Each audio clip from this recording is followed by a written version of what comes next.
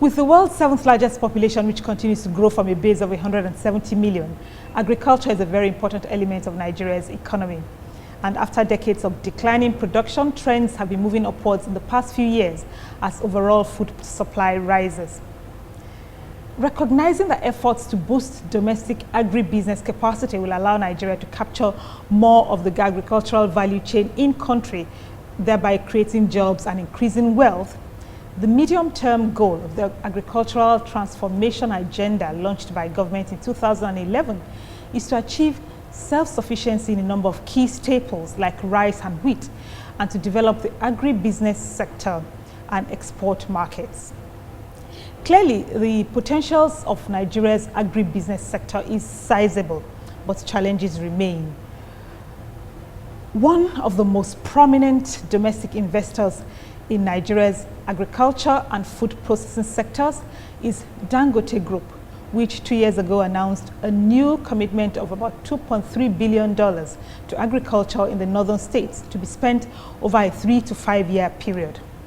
Dongote Group is also one of the agribusiness companies which came together to drive the ongoing regulatory and policy reforms in the spirit of the public-private sector synergy and to help ensure that the ongoing reforms of the agriculture sector are protected and sustained.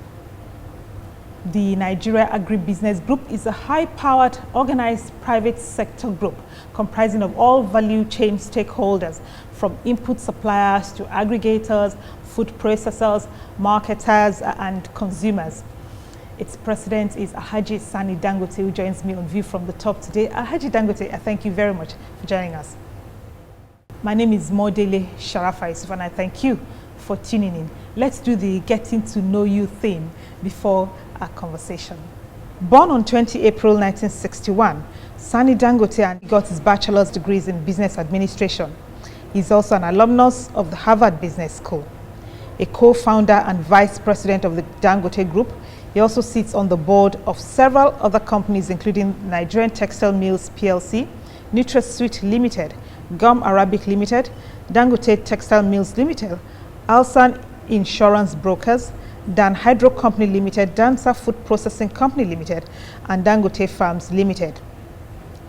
Alhaji Dongote is also the deputy chairman of the African Gum Arabic Producers Association and two-time president of the Lagos Polo Club. In 2015, Sani Dongote was appointed the Consul General of the Romanian Embassy in Nigeria.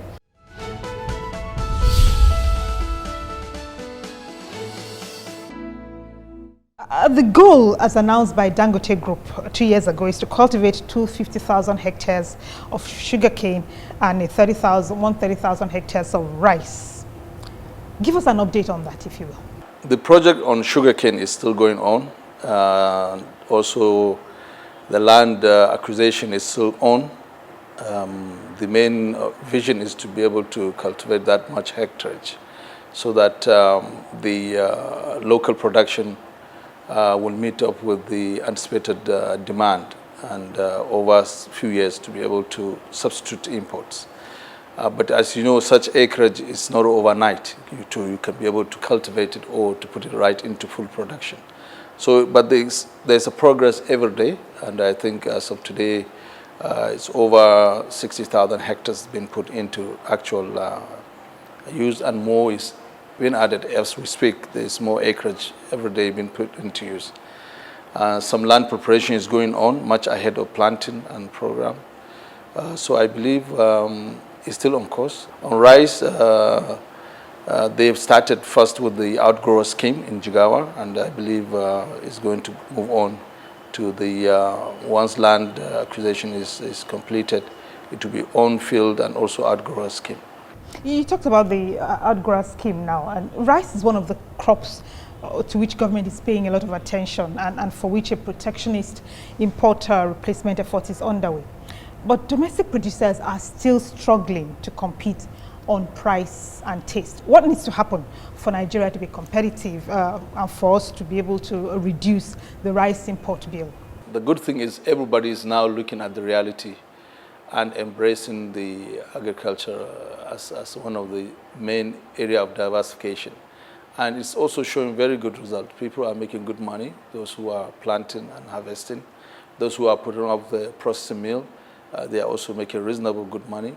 So overall, there may be some short period of high price and maybe not as the highest processed quality as all of them could do. But few of them are doing the high standard and the best quality you can imagine also compared to the import ones.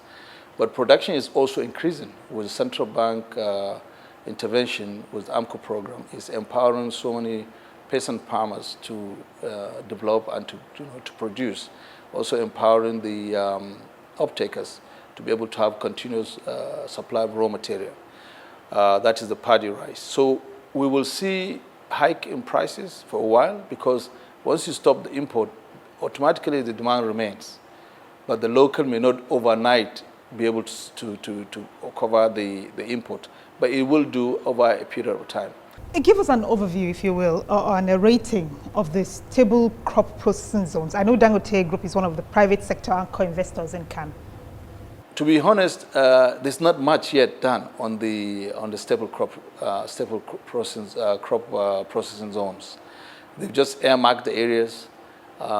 They put up the benefits of those areas and so on. I remember when I had a discussion with the then former Minister of Agriculture, we highlighted under Nigerian Agribusiness Group, highlighted to him the importance of making certain facilities available. Otherwise, it would be difficult for an existing company or any new company to just move to an area where there's no development, there's no facilities, and also the status of companies to be there. And I believe they incorporated some of those advice we gave them. But I think government, due to whatever reason, they have not up to now put it into actual use or benefit for or encourage investors to move into the staple crop processing zones. NASA Food established the largest tomato plant in Africa, in Kano State. And it all started with so much promise some 2 years ago. How is that doing now? Well, we started commercial